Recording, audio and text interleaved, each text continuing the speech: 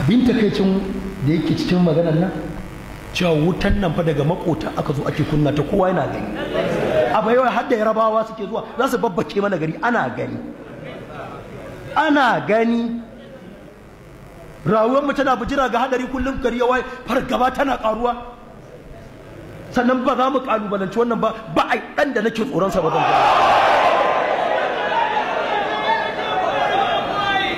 na ɗaya ke na biyu su waɗanda ake cewa malamai ai ɓangaren mu ne mu za mu musu nasiha in martani ne mu za mu mayar musu sun shiga wata riga ƙarƙashin wata ƙoƙuwa suna munafunci da sunan addini ai abin da na ce zan faɗan ban faɗe shi ba kuma yanzu da suka yi wannan haushin aminbarai hau a zaɓuwa ne wanda ba layin malanta ba ne ba wanda ake ganin kamar sun kullar rigima da mu dan mu gwamnati ta kullar rigima da mu taɓa kullar rigima da ta iyayen mu ma mu zauna da ita lafiya mun ita ce babba ba mu san ribar da ta nema ba ta kiyarda waɗanda ake ganin kamar tare muke da su din da su na fara akan wannan ba su na PDP ba da ake ganin kamar ita nake an ce har abu wanda ya hau minbari yana cewa ai ina nan haɗin kaya jajayen kayan nayi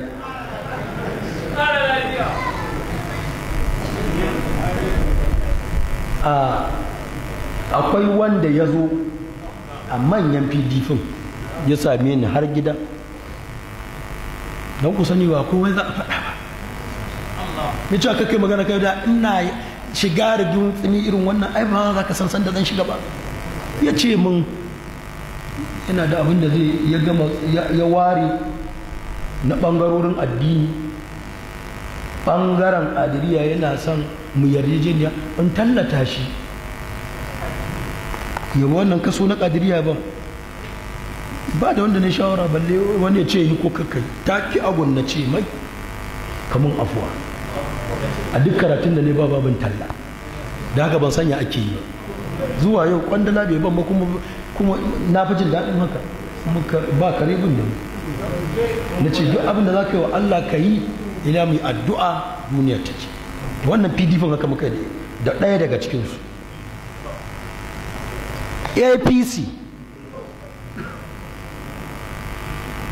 inda ba don an ce ciki ba don tuwo kawai aka yi shi ba ni na fi sanin duk wani malami da gwaje na haushi da sunan a yi jam'iyyar APC a Kano kuɗi aka bashi dalili ina da yaƙini me yasa yanzu na ga dole in ja musu kunni kar akan dan wannan abin duniya da aka ba ku taimaka gun gobari wa kai dole mu musu nasiha ma ce da Allah kake magana sanda aka zo min da miliyan 30 na juyar da ita sun san an yi sadda aka zo min tai sa sunan fari an sa mun sunan miliyan 30 in shiga rigimar siyasa ba da wanda ne magana ba wanda ya san an yi sai yanzu da dalilin ceton Kano nake son gaya na kan mimbar nan ba na jin su an musu wannan tayin da aka yi da haka kan ku yi wani haushi ku ja aya ƙarya kuke yi biyan ku aka yi sayan ku aka yi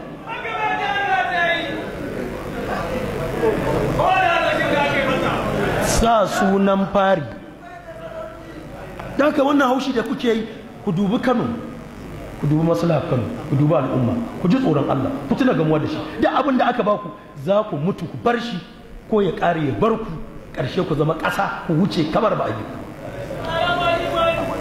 gari zai gobar ya kamata a sa a dubi maslahar gari akan biyan buƙatar wasu tsirari a gobar gari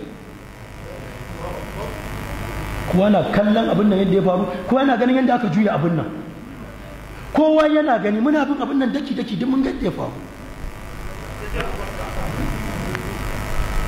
ina jan hankalin malamai su dubi Allah su ji tsoronsa su kiyaye ɗaukan ƙoƙuwar siyasa su sa mata alkyabbar ilimi su addinantar da su siyasantar da addini wannan duk haushi da suke ni ma wai ba tayar ne ba ai ba na auna ne naga ba zan ba kuma yanzu nake musu nasiha nake kuma jan kunnen su nake kuma gaya musu kuɗi aka ba su suke mutum ya zo ya same ni ya ce da ni wane da wane ne suka turo ni gunka, akwai harka da za a yi, za ka ƙaru, za ka kai samu. na ce ta biyu, suka ce ta siyasa ce. wane da wane suka ce in ka amince su biyu za su zauna da kai. yanzu ma haka shi wane a cikin faɗi ɗaya ko miliyan 30 da yaban tana hannuna, in ka amince ga lambar wayar da za ka yi magana za a zo a zauna. na ce to ko zan iya sanin wannan wace irin harka ce mai riba haka? ya ce a ai lallai sai har idan ka amince. na ce ni kuma ka gani ba zan amince ba sai idan na san me za a yi. haka muka rabu da shi, ya ban lamba na aji, ya tashi ya tafi. da zan shiga siyasa da miliyan 30 ta isa in shiga danta, ban shiga ba. wallahi jama'a kuma wannan 30 wataƙila na nemi ƙari za a ƙara. ya tafi, ku ji ni, a lokacin fa da ake mun wannan sa sunan fa ina nana naira 500 naira 200 naira 1000, ina Allah saka da alheri. ana wannan kuma miliyan 30 ta zo na haƙura, saboda qalilun yakfika khairul laka min kasirin yudgika. kaɗan mai albarka ta fi ma mai yau da za ta jefa ka cikin masifa. bayan zamani ya wuce ni dai ban kira a yanzu wallahi ba zan iya tuna sunan da na saba a kan layin ba inda zan kira don na mance sunan. sai dai na san a cikin yan makaranta wanda ya kawo min da na damu zan ce gaya min sunan wanda ka rafu, zai faɗan kuma in taɓa waya ta nuna in kira shi ya zo a ciniki. sai dai Allah ya tsare ni. tun da na ji farashin haka na zan magana da kamamace. ana nan sai ga wasu jakadu sun kuma zuwa da fashin baki na wannan harka da aka ce za a samu kuɗi ga miliyan 30 ma a hannu yanzu. na ce suka zo sai zama da suka zo da wani tayin sabo, za a ma kaza za a ma kaza. na ce ni ko dan gata dan lele akan me da za a mu ce ba rufa-rufi, magana faifan dala ne ake son kai magana. na ce ne lalle a sayin da za a nuna jama'a ƙarya ne, magana faifan dala ƙarya ne. na ce to ko zan iya sanin me dalilin da yasa aka gaziya zan iya wannan aikin? ya ce akwai dalili. me dalili? ya ce akwai sadda Kwankwasa ya barin zance game da janibin ma'aikin Allah, Kano ta ya mutse, da ka fito kai magana sai ta yi tasiri, wutar ta mutu. wannan yasa aka zaɓe ka kai magana kan faifan dala.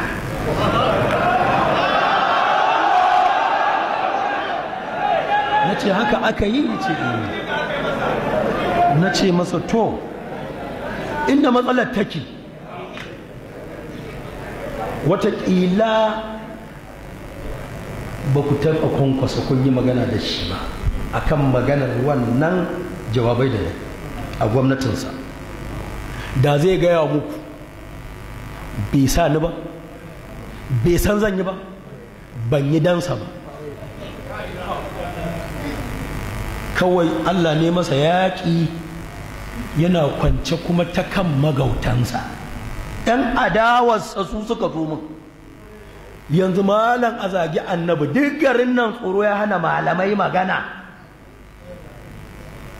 ya kamata a kare annabi. na ce sallallahu alaihi wasallam, wa ya zagi annabi? suka ce Kwankwaso. Kwankwaso ce, na ce ta ku kawo min, ina da al'ada da abin dauka suka zo, ba kama sunan gidan rediyon da suka zo min za su dauka. na ce ina da al'ada sai in na ji da kunni na, wallahi in ya taba annabi zan taba shi ta inda ya kamata a taba shi, zan keta shi ta inda duk ya kamata a keta shi, amma bisa sharaɗin in ji da kunni na. dan yanzu labari kuka ba, suka tafi da gudu suka zo da kaset a waya, suka zo da memory a waya, ya ka danna ya maganganunsa ya gama na ce to lalle yanzu na ji da kunnina, kuma a matsayin kun zo in fatawa ya abin da Allah ya fahimtar da ni addini, ku danna in faɗa. Na kama jawabai daidai abin da na fahimta daga maganganunsa, na yi na gama, suka kashi suka tafi. Ashe maganganu ba su yi musu daɗi ba, saboda ni na fahimci wannan maganganu ya shi bai ma san yayi su ba. Na ce hukuncinsa a masa nasiha, a gaya mai matsayin wannan magana kai ya kuma, sai dai in ya kuma ta to yana sani. Ga dalili na, ga dalili na. Haka aka yi ko? Ashe a tare da mu a nan kwai shi kuma wani na jikin kwankwaso, a tare da ni a na jikina yana ɗauka. Shi kuma sai je kai musu wannan hirar da aka yi da ni. Su gidan rediyon da suka zo aka yi hirar ba ta yi musu ba, suka ƙi su sa. Su kuma can sai ji ne kawai hirar ta cika gari. An sake ta ta ina sai daga baya nake ji wane ne a waya ya ɗauke ka kana. Na ce to kun ji da yadda na yi maganar kwankwaso akan kuskuren da ya samu tuntuɓen harshe a janibin ma'aiki. Amma tun da yanzu kuka zo min da wannan, bari faɗa muku ku aje komai ba sai kun ban kwandala ba. Ku je ku zo min da abin da kuka yadda da shi na gaskiyar da yadda aka yi abin ku nuna. In kuka zo min da shi, wallahi ba na son ko kwaban ku. Amma ba sai dai ku jira iya abin da na fahimta shi zan faɗa. To, tun da suka tafi ban ƙara jin su ba, sai ji ne wani malami ya hau minbari yana ta kururuwa yana jan ayoyi, yana siyasantar da addini. Wannan yasa da na zo nan na ce mai kai wa kanka faɗa, saboda ni na da masaniya ƙarya yake, kuɗi aka ba shi yake, kuma ba daidai ba ne. Me yasa na bada wannan hikaya? Saboda kasu da ci ko kwantainai nake musu hassada, ban kwantai ba, kuma wannan binci na muku ne, ta yi iri-iri na sha. Amma ba na nufin cin zarafin kwanan ma dole ce dan a ceci Kano in taka malaman nan burki daga haushin nan da suke, ku fita daga layin nan. Sannan in wajahar da kira ga mai girma zaɓaɓɓen shugaban ƙasar Najeriya, Baba Buhari. Ka dubi Allah, ka dubi annabi, ka dubi halaccin da Kano ta shekara 15 ta nema. Ga Kano za ta gobare, ya kamata ka sa ido kanka. Faɗuwa a zaɓe ba wanda a cikin waɗannan duka bai ɗanɗana ba. Ina faɗuwa a zaɓe. Obasanjo ya ɗauki faɗuwa a zaɓe, balle Muhammadu. Ta nake kwankwasa shi ya fara faɗuwa zaɓe. Obasanjo ne kuma lokacin uban ɗakinsa, shi ne uban ɗakinsa. Ya ajiye jashi jikinsa ya mai. Ai mun tabbata Muhammadu gaba yake da Obasanjo. Wanda ya ci zaɓe a bashi zaɓe, wanda ya faɗi a jashi a bashi wata damar. Ga manya a gari su ja su zaunar da su shiga tsakaninsu.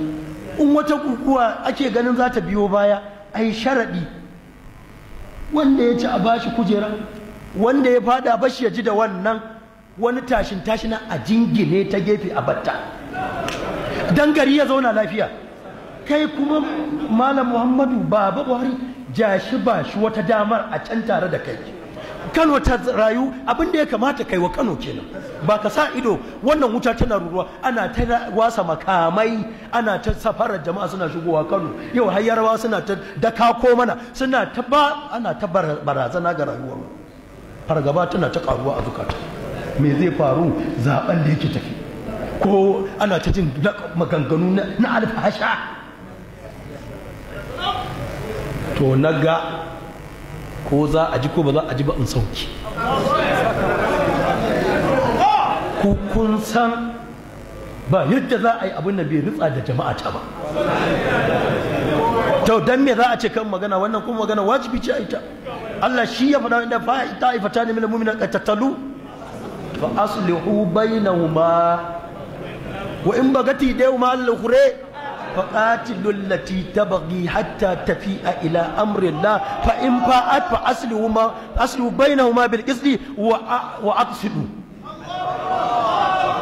إن الله haka Allah ya umarci wannan magana da ne wajibi ne shiruna zunubi ne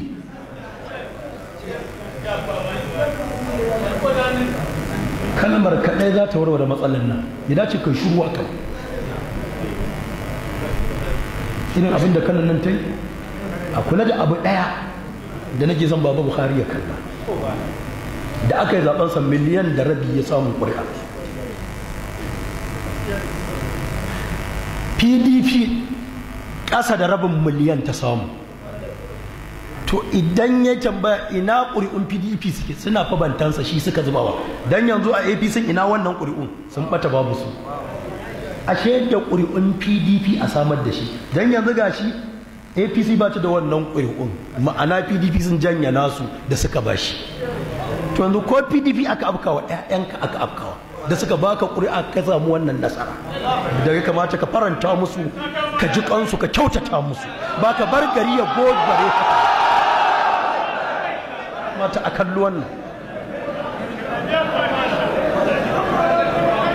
a shiga maganan nan garin nan da manya a ba su dama su jawo su da wanda ake ganin shi ya ci da wanda ake ganin shi ya faɗi a zauna da su a yi musu maslaha kai ka rungumi kaddara daman nan da yawa kwankwasa ya riga ka faduwa tare kuka faɗi kuka bayar da kanan kuna kallo bayan shekara 8 kuka zo kuka kwatatta kai kuma ka sani nan gaba mai Allah zai maka shi kuma baba Buhari damar da take hannunsa yawa ce da ita ja shi ba shi wata babbar kujera a tare da kai wanda ya ci a bashi mun ba abin nan tun daga fara shi ina gindin rediyo ina bi lissafin nan taryan duk wani magana inconclusive duk kirkiran banza ne ta wuce tatsuniya ce billahi muna bin abin nan lissafin nan su INEC din nan su suke faɗa mana lissafin mun nan muna bugawa kuma barin faɗa muku wani abu har din rigimar nan da ake gani kamar tana tsakanina da Ganduje wallahi ni ban dauki gaba da shi ba ana cikin rintsin nan da bakake suka nuna ya faɗi zaɓe wasu daga makarabansu suka nemi mu haɗu da shi a tambaye su a wannan duk yanayin da ake ciki wallahi ban ce musu ba zan gan shi illa abu ɗaya da ya yi daren farko da suka nemi mu haɗu da shi na ce su tafi zan biyo su da na yi tunani ji tsoron kan makirci ni aka shirya min a jefa ni a wutar gima sai na ƙi zuwa da washe gari sai kuma kira na ce ko mutanen nan da gaske suke kada ya zama wani maslaha ce domin ni na fuskanci wannan rantsin suka kira ni a waya lalle akwai bukatar ku na ce to ni kuwa babu matsala insha Allah zan haɗu da shi cikin biyun da suka zo suka sadu da ni sai na kira ɗaya da na ga shi ya fi kusa da ni na ce mai to wane ya kuma kira na kan haɗuwata da gwamna na amsa masa zan je in ga gwamna sai dai ina son ka gaya masa abu biyu abu na ɗaya ka gaya masa ya ji tsoron Allah kai ya yaudare ni don ni ban san yaudara ba zan zo mai da zuciya ɗaya in ji in ya zo da abu na maslaha in ba da gudunmuwa kan tabbatar maslaha ni ɗan maslaha ne na ɗaya kenan kai ya yaudare ni kai ya zama yaudara suka shirya in yaudara suka shirya su sani zan tsallake za su faɗa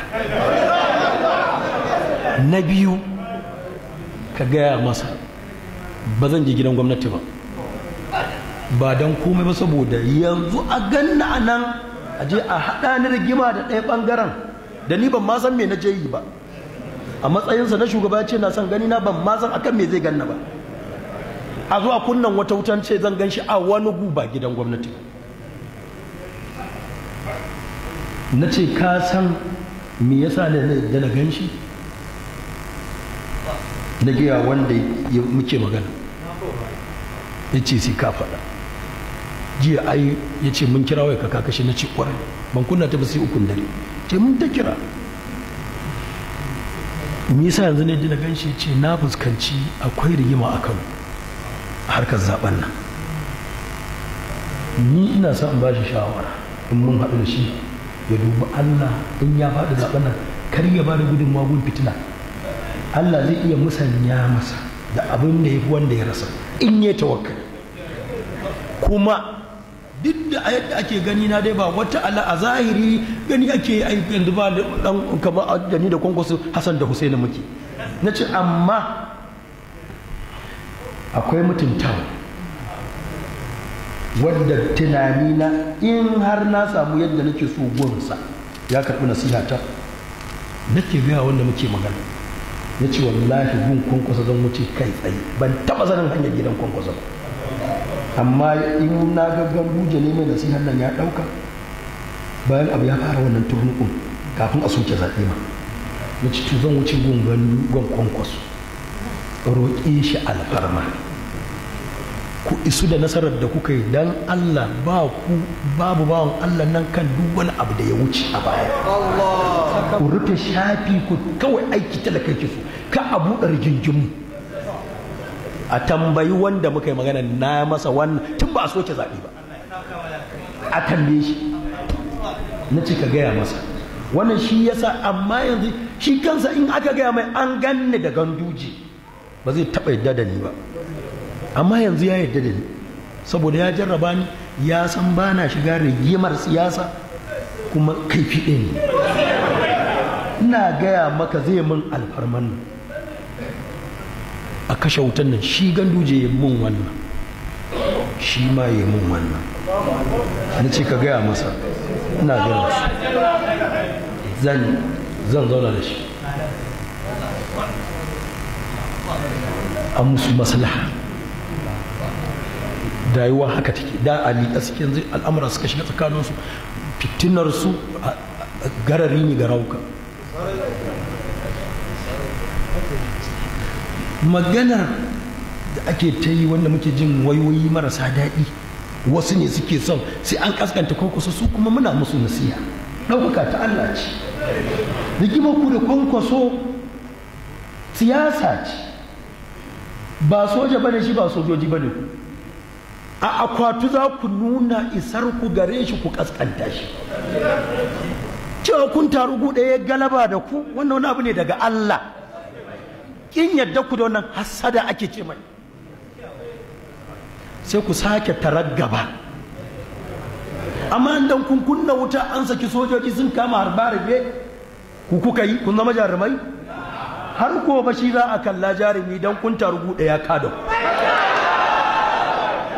Wannan ba matsala bace a siyasa, ku sake tarawa. Yau gare ka, gobe ga wani, jibi gare ka. Ku tara shi a gaba, ku yi ɗamara. Ni babban abin da yasa nake zaune da shi lafiya, rabon da an gan shi tun yana gwamna, da ido na an gan shi tun yana gwamna, rabon da an ga Kwankwaso da yana tun yana gwamna, kuma yana gwamnan sau ɗaya na gan shi, sau ɗayan kuma shi ya neme ni, kuma daga nan bai kuma gani na ba. Kwa shekara 8 sau ɗaya na ga Kwankwaso, magana da ake ɗin a yau shekara 8 gani ɗaya ne Kwankwaso, 4 yana gwamna, 4 yana sanata. Kuma ya faɗa wa 'yan jarida da bakinsa, duk garin nan ana ganin ana ɓacin suna za a kunna wuta, ba wanda ya magana sai Malam Abdul Jabbar, wanda shi ba mu bashi kujera ba, baya da wani gurbi a gwamnati, kuma bai da wata bukata gaban, bai taɓa zuwa gwamnati ba, amma shi ya mana abin da ku kuka kasa yi, ya ce da malamai. Me yasa nake zaune da shi lafiya? Inda dan ta kuɗi ne da wasu ke gani kamar kuɗi Kwankwaso ke ban muke zaune lafiya da Kwankwaso, ai da shi ne ƙarshen wanda zai yi. Kwankwaso bai taɓa ban kuɗin da ba na iya ba da su ba, na ba da fita da su fiye da su ma, amma me yasa muke musayar girmama juna ni da shi, in fito muku da magana da su 'yan siyasa da suke ganin kamar siyasa ne, ba na siyasa, ba dan iyalata ne ba, dan da na faɗa in zan yi sai na aje rawani. Dalilin girmama Kwankwaso, kuma na ganin wani ya taimaka mai a wajen nasararsa a siyasa, da 'yan siyasa za su koyi da shi. Ni dai daga gona ba na san in shiga gonar da ba tawa ba, ina kaddara wanda ba shiga gonata, to shi kuma Allah ya masa wannan baiwar. In bai dafa maka ba, to ko ba za ka ce ya yaƙe ka ba. In ka ji shi yana rigima da 'yan siyasa ne, ba ka taɓa jinsa a rigimar da ba ta siyasa ba. Wannan shi ya ba shi kwaliti na ɗaya, baya shiga rigimar da ba layinsa ba. In kuna cigiyar ƙarfinsa na tona mar asiri su yan siyasa. Ni dai aguna kuma da yawa irina na tabbata suna kaddara shi da wannan. In ma dai bai dafa maka ba, in ma bai baka ba, in ma bai kaza ba, to in Allah da kuma za ka same shi da laifin zagon ƙasa ya karya ka ko ya yaƙe ka ko shiga sabgarka. Wannan ba ƙaramin abu bane, ni aguna yana da tsada, a 100 ya mun 50 ana. Rashin shiga cikin sabga kuma ko bai baka ba, amma Allah daina da kishin ƙasa za ka ga aiki kuma. Wannan biyun ne shi yasa nake kaddara shi. Ni kuɗi da kwankwaso na an bance baya ban ba, ko juma da ta wuce wanda ana gobe zaɓe kenan ya aiko min da 150. Ni kuma ka kunga wanda na baya je siyo shinkafa na sa ya raba wa jama'a ita.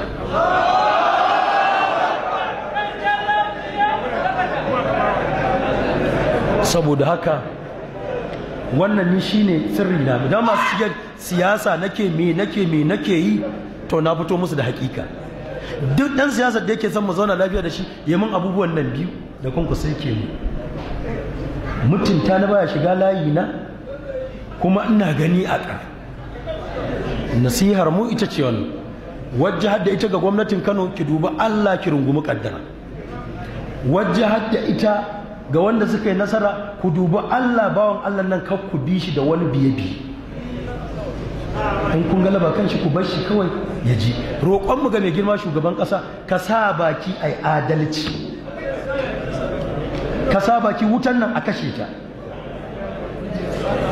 Inda wani abu da za ka yi abinda Obasanjo ya wa Kwankwaso, ka yi wa Ganduje, shi ke nan a wuce gunnan. Allahumma rabbana atina fid dunya hasana wa fil akhirati hasanatan wa qina azaban nar. A kira sallah.